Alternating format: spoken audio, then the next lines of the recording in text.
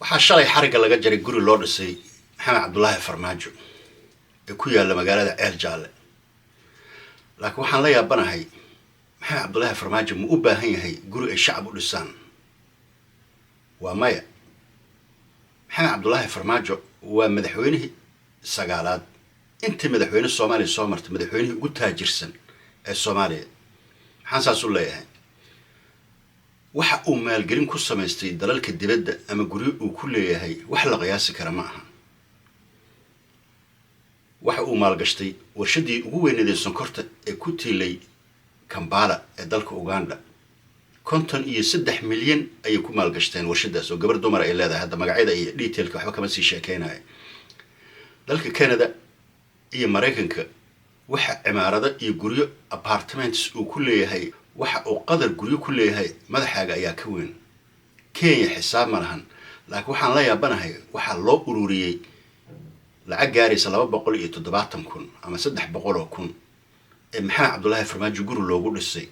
kaasay karaab laakiin ummadda Soomaaliyeed waa ay og tahay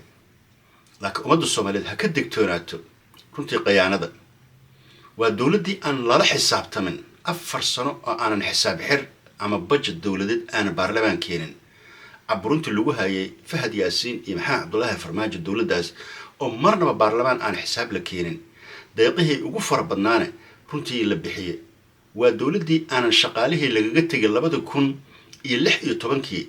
aan hal shaqaale ku dirin oo mushahar bixiya ciidankii la kala diray oo xisaabtoodii waxa waa aad u farabadan tahay ee runtii waxa waa lagu tilmaamay beelo marka waxyaabihii dhacay runtii waxa waa waxa ummadda ay moogantaa ma ahan laakiin maxamed cabdulaahi farmaajo guri uma baahna maxamed cabdulaahi farmaajo uma baahna guri ay shacab u dhisaan asaga iyo Beyle wasiir Beyle waa wasiirkii ugu taajirsanaa ee Soomaaliya soo maray waa mashruuc ninkii lahaa aan la xisaabtami jirin maalina aan soo gudbin 60 milyan ee lacag ah aan sanad la xisaabtan waa wasaaradii kaliya ee runtii soo martay Soomaaliya marka waxa waa maxamed cabdulaahi farmaajo iyo Beyle qof walba taariikhdooda ka dharagsan tahay guri hadda loo dhisaa maxamed cabdulaahi farmaajo uma baahna 53 milyan ayuu ku maalgashtay warshadii sonkorta ahayd ee magaalada Kampala ugu weyneed dalalka Canada sidaan idin sheegay cimaaradahooda runtii waxa waaye iyo waxa taraagi uu ku leeyahay dalka Canada dalka Mareykanka ma maleyn kartid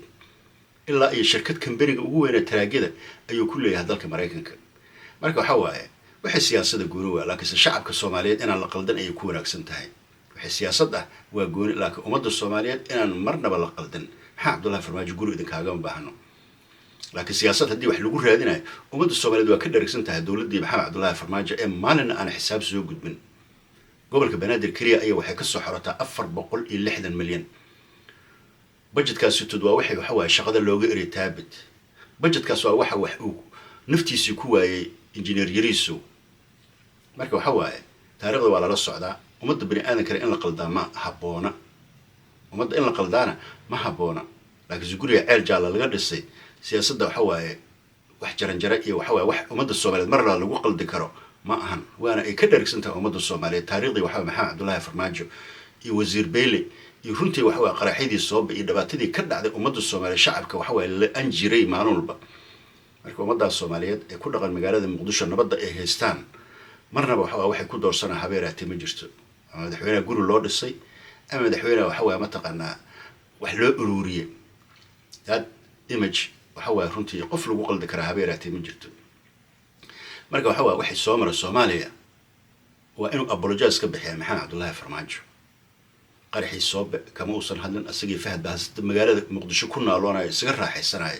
as inaysan weligeed waxba aysan dhicin maalin walba dadkii la leen jiray oo runtii waxa waa dhalinyaradii nisa ay leen jirtay liskama wareysan ekraan tahliil liskama wareysan xilbaanadii liskama wareysan taariikh fara badan oo mugda ah ayaa jira oo runtii waxa waa dhiig badan ay gacmaha kula jiraan laakiin waxa guriga iyo innocent dambe iyo dad dambe lagu qaldaa habeeraatay ma jirto ummadda Soomaaliyeed waa ay baraarugsan tahay marka waxa waa in la xisaabtamo ayaa ka horeysa waxa waa in ummadda la qaldo maxamed cabdulaahi farmaajo guri uma baahna maxamed cabdulaahi farmaajo waa madaxweynihii Soomaaliya soo maray the most millionaire Soomaali madaxweyne soo maray waa wadamada iyo dawladuhu lacag gashtay barcad ayaa banaanka la soo dhigi karaa we have evidence wax caddayn ayaan u haynaa oo ay ka dharagsiin ummadda Soomaaliyeed laakiin waxa waaye enough is enough ayaan leenahay